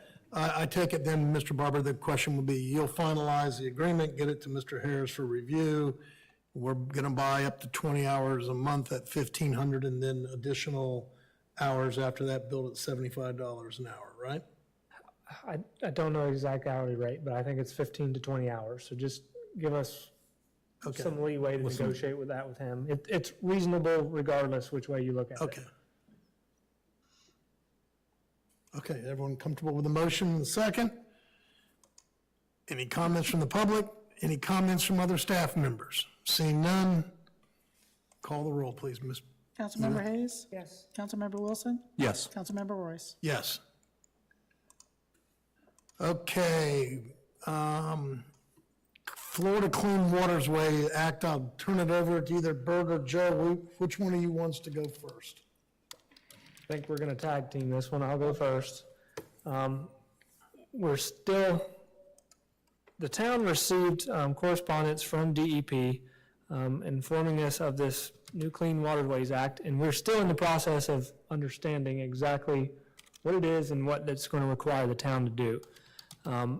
It looks like at this point, one of the main takeaways from this act is that, at least in our BMAP area, Okeechobee BMAP, which encompasses almost all of Highlands County, there will be no more traditional septic tanks installed from here on forward. With that, part of their goal is to do this nutrient reduction into our lakes. That's what they're looking at. These new advanced septic tanks will do that. They're also greatly encouraging hookup to central sewer.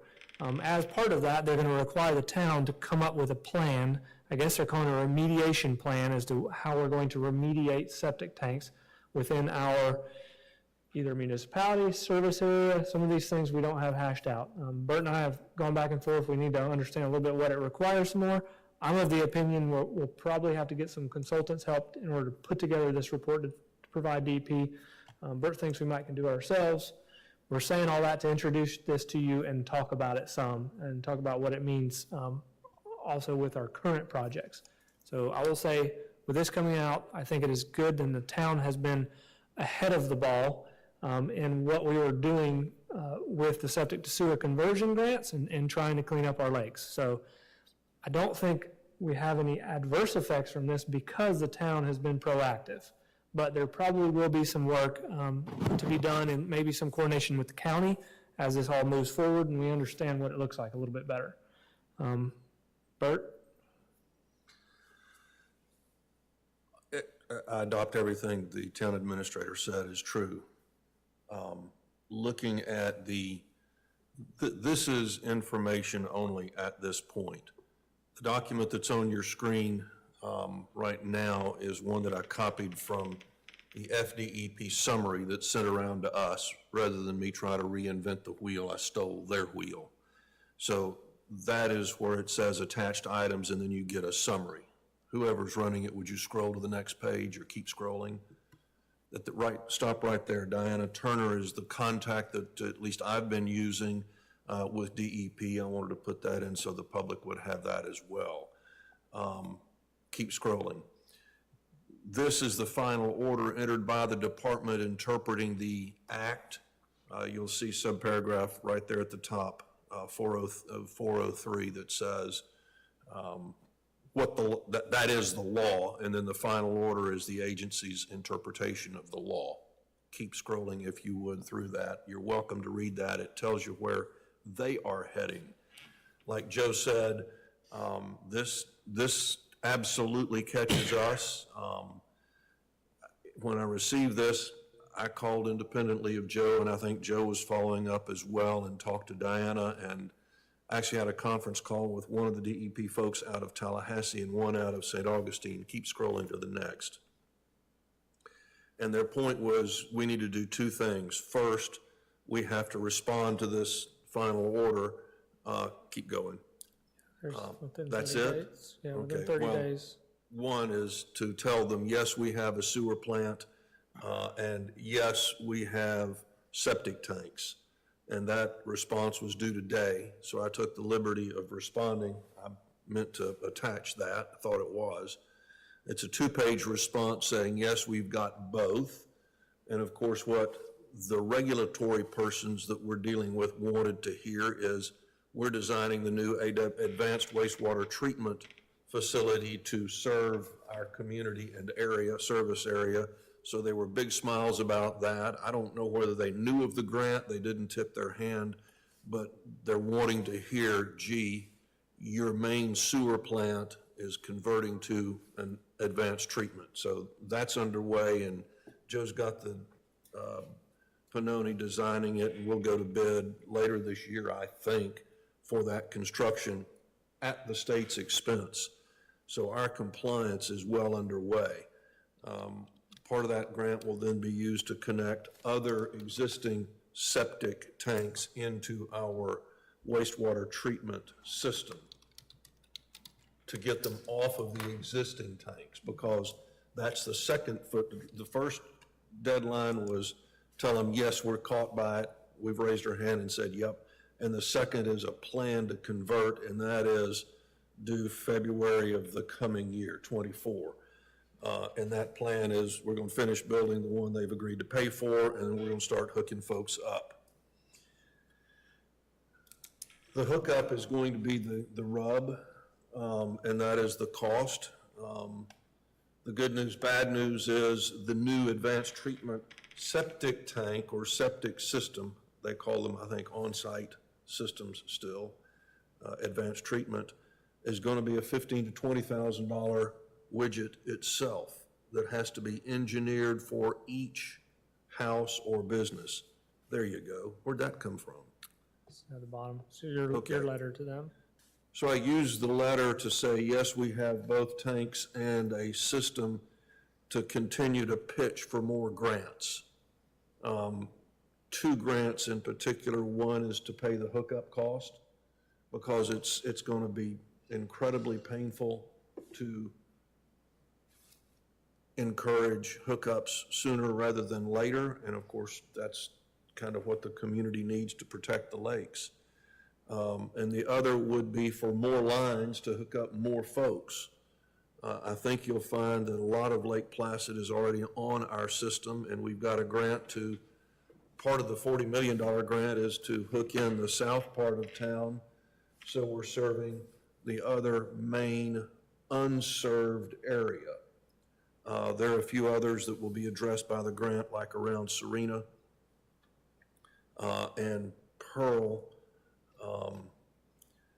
So my recommendation tonight is to authorize and direct Courage staff to apply for whatever possible grants might help fund the connection costs, as well as the extension of additional lines around the community in our larger service area. In that priority, I think the most important is the connection cost element of this. Period. Questions? When is the advanced septic systems, when are they required now? As of July 1. So they are required now? Absolutely. At failure, they will not be able to redo what they have. They'll have to put in the new advanced system. Correct. So it's a right here, right now. One thing that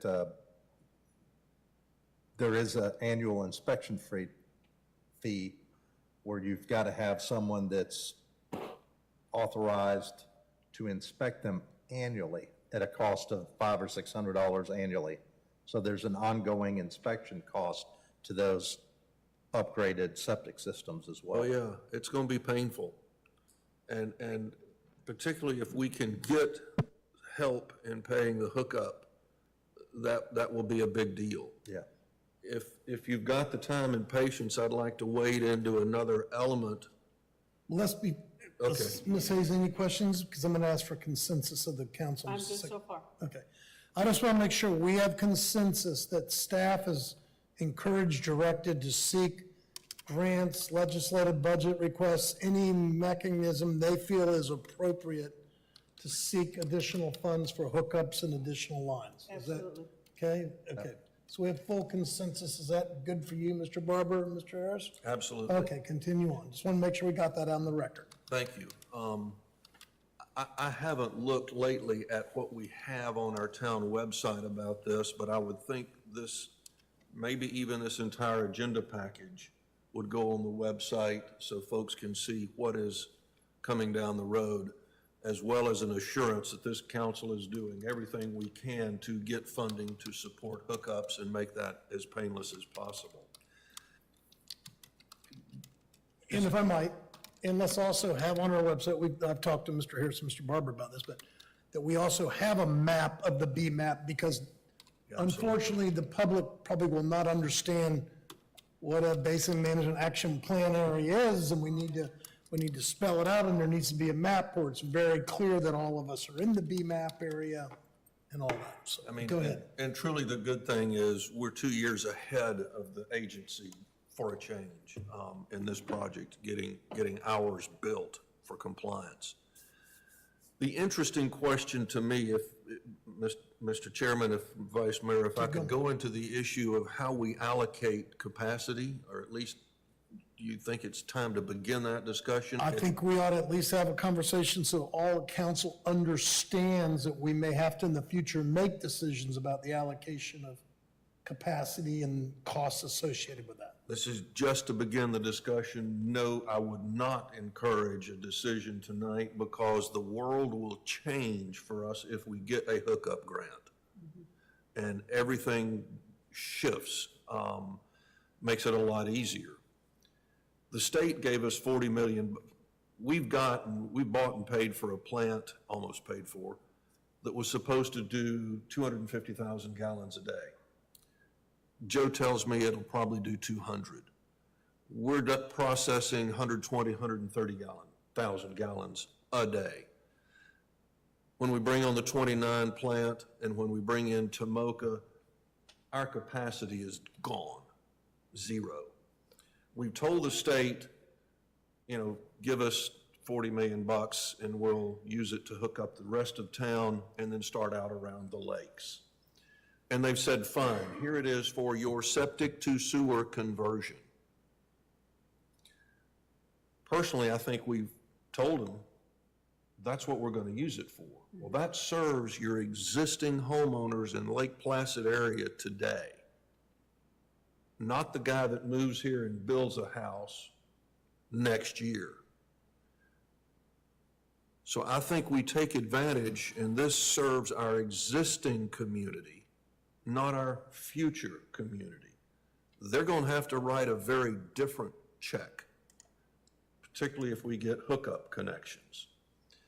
So I think you're going to be faced with the capacity in this million-gallon-a-day plant, which immediately will use 200,000 for our current commitments, plus the conference center, 250. Should be reserved for the balance of the existing community. And therefore, assuming they hook up relatively soon, no system development charge. And hopefully the state will help with the hookup costs, the E1 pump.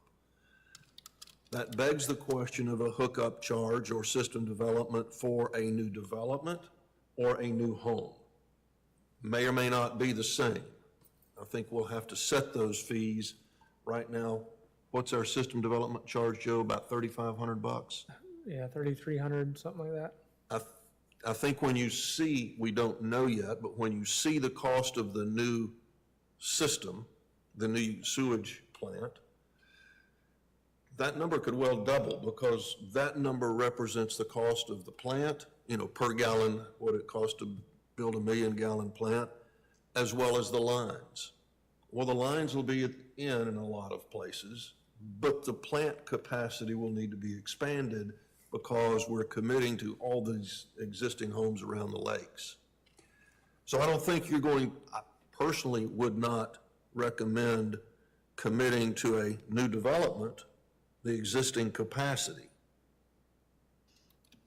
that we're buying, if somebody wants to bring in 300 homes. Unless they're writing a heck of a big check so we can get additional land for the next phase of the plant. So whether or not you say, hey, we're at capacity, or whether you say, hey, we're at capacity, we're not going to do phased, we're going to write the check so we can go buy the next parcel of land for your plant, because ours is committed. Is there time in there I'm not going to, there's time because to do that, because you're not going to fill up a million-gallon-a-day plant in the next 5 years, even if you get the money to hook up. Construction, and it's just going to take time. So there is time to sell that capacity and have it replaced, so long as you charge for that capacity the future cost of replacement. Those are the things I've kind of been wrestling with, not expecting a decision, but you'll see those things come up in the future, say within a year. I perceive, Mr. Harris, what you're really again asking for is a consensus from council members to allow, you, Kevin, and Joe to start to work on a plan on how to address this situation, both shorter and longer term, and what would be an equitable way to determine what those fees or costs should be. Again, recognizing that the money the state has provided us should be for septic to sewer conversion, and that if we build Jonesville somewhere, Jonesville may have to will certainly probably have to write a check per unit of system development charges to start to pay for the next plant, just like we've done historically, correct? That's the That consensus says you're it, looking for. yes, it is, because I think it's a matter of the credibility of our town government in dealing with DEP. They gave us money for septic to sewer conversion for our existing clientele and lakes, not to go say, hey, we got free capacity. Come on down and spin that asset or give that asset to a developer. I'm not, personally not there. Are you comfortable with that, Ms. Hayes? Yes, sir. Mr. Wilson? Okay, we have a consensus on that. Thank you, I'm done. Mr. Barber, do you want to address anything more, or are we good? And I think with the consensus, obviously, it is a thing over the coming months that allows Kevin and Joe and Bert to kind of start to put a plan It does. in place and move forward with that. Kevin, do you have any comments? If I may, Yes, sir. and I'm going to expand on that just a little bit. So our service territory, as we talk about, this $40 million grant has kind of a delineated area. The law covers our entire service territory, which according to South Florida Water Management includes most of Sylvan Shores, all of Sun and Lakes, all the way down to 70. So when we talk about item 7 on this list and why we need a consultant, we've got to inventory all of the septic tanks in our service area, not just what's right around here that we already have a pretty good idea on, but all of the rest of it that's in our service area. And then come up with a plan on, and those are addresses, lat longs, that's an extensive list. Then you come up with a plan for all of that conversion beyond, I agree with everything that was said up there. This plan that needs to be developed is just got quadrupled by this state law on our planning horizon and what we have to plan for, and that's an extensive plan, and that's multiple plants on a 20-year planning horizon for conversion of either a wastewater plant or the new advanced septic tank system. So that's why I don't believe we have the capacity internally to do this with all the rest of what we've got going on. And we need a consultant to help us because of all the expanded territory that's included in this. So when we think about what our normal service territory is, what we do now, this is everything that includes a lot of other areas. Leisure Lakes falls into the county. It's not in our service territory. Placid Lakes has its own water system, so they're not. But everything pretty much to the east of us is included in that. So it's an extensive plan. It's going to change. I think they spell out a lot of funding, and there's going to be a lot of funding. Whichever way the council determines you expand the utility, and whether you say we're not going out there, but there's a cost feasibility part of this that we have to look at on what they're going to do. And in a lot of places, it tells you that if you have less than 1 acre per lot, then you need to look at expanding or more than 50 homes, and that's going to include most of that original section of Sun and Lakes that we looked at and a lot of other areas, including Lake June Point, which is going to be a discussion that comes up, that they expect you to be on sewer, on a central wastewater plant. So there's going to be a lot of that comes into the planning. So it's going to change dramatically what's been happening here and then the discussion of this. This is just with this pass of the state law, this $40 million grant's just step one. And that's just so you realize. And then to be clear, we're going to, you gentlemen and others are going to have to also coordinate this with Highlands County government and understand that while as our utility is going to take this on, it's going to take joint effort by ourselves and the county in some way, whether it's through their legislative budget requests or through other things to help pay for that planning effort and support that conversion program. I've learned a long time ago not to say Kevin is wrong, but I'm not so sure Kevin is right on everything that was just said.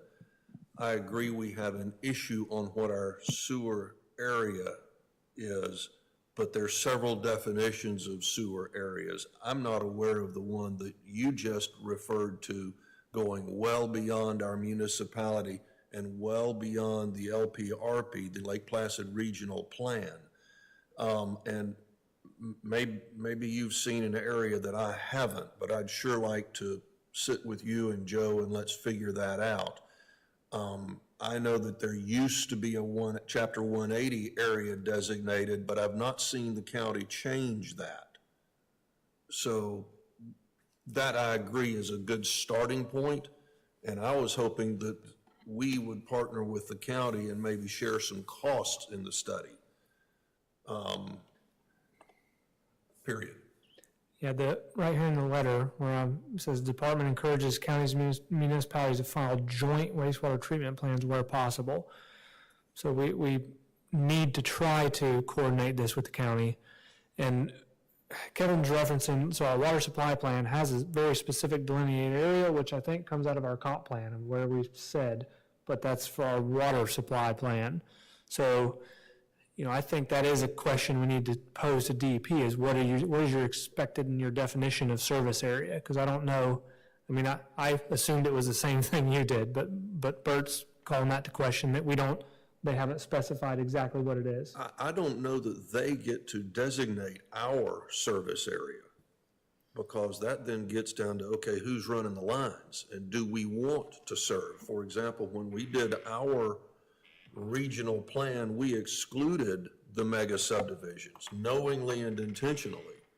We may want to work with the county and say, okay, we'll put those into ours, but we're going to need some help in dollars in doing the studies, this one, because I don't think we want to go out and pay to do the lat-long and analysis of the south end of this county. I think what this brings up is the consensus that we gave staff that there has to be these friendly conversations or friendly arguments about what is our legal responsibility, what is our business model, how are we going to handle this, how are we going to interact with DEP, with this county and all that. And so instead of going back and forth here tonight, I encourage you guys to sit down and start figuring all that out. Anything else from Mr. Wilson, Ms. Hayes on this? Okay. Let me take a minute here before we wrap up. Alan is here tonight. Looks like Alan has now been under the town's employ for slightly more than 19 years. Alan, thank you for your service, sir. Thank you, Al. Yeah, thank you very much. I don't think the other two gentlemen are here. Let me give you all a brief update, or Mr. Barber can. Joe and I went and had a meeting today with Chief Stearns, Assistant County Administrator Nick Sawyer, and Sarah Albritton, who is kind of heading up the new Lake Placid Fire Department EMS station project. They're frankly a little further ahead than I thought maybe they were, and their anticipation is they think in the next 4 or 5 months they're going to be able to bend a bid and pick a contractor. They believe they're going to be able to start turning dirt early next year. Correct me if I'm wrong. I said earlier, Sarah told us she thought it'd take 18 months. I can't imagine it'd take that long to build a I can building. imagine it will take the county that long to build a fire truck.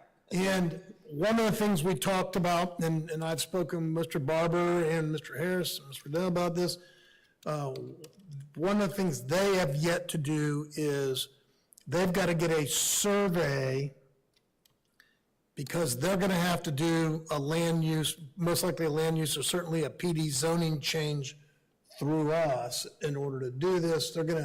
They've kind of got a site plan, other than they have not formalized where their retention pond, what kind of area it'll take up. It looks like on the map that they're looking to probably utilize I would say about 40% of that parcel, certainly no more than half of that parcel, which is what we kind of agreed to do. Are we talking about the parcel behind Sarah's? Bert and Pam's office, yes, ma'am. And I mentioned that after I came back from that and I was thinking about it, one of the things that's included in that is either a road easement or right-of-way that'll be a 24-foot wide road that will go back to whatever remaining property we have. And I know that, I started thinking about they were getting ready to try to do a survey relatively soon. I thought, well, perhaps Joe and Bert should get with them and tell them whether or not we want an easement or whether or not we want it to be public right-of-way. But I would encourage us, maybe we let them know what it is we want to make part of the deal, and that we want them then to pave that to the back of their new property line so it butts up to ours, so that whatever we choose to do with that parcel in the future, we then have good, solid, legal access. So I'll leave it up to Bert and Joe to figure out whether that's an easement or right-of-way, what's better in our behalf, but I would encourage you all to work on that, so. Constructed? Constructed. Okay. Constructed, they're showing a 24-foot road, paved road, and I think we need to have it constructed to whatever our new property line will be, the end of their property, and again, have it be very clear that.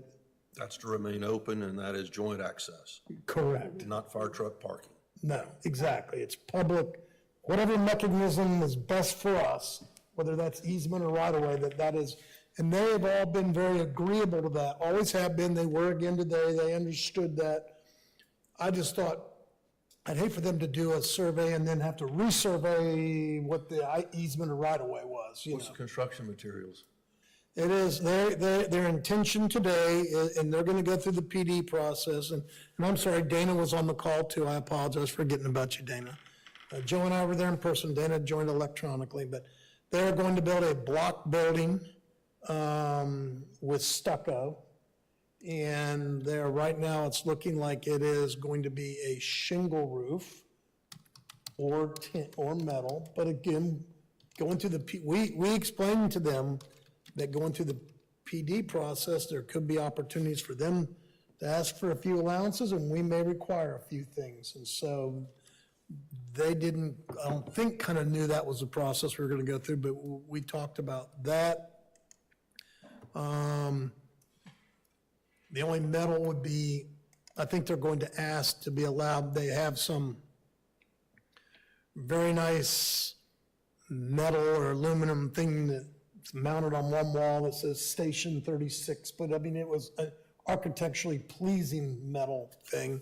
And then, of course, the roll-up doors, and then Joe talked to him about glazing. I admit, I don't even know when you start talking about. Glass, Yeah, okay, windows. okay. So I see Dana back there raising her hand.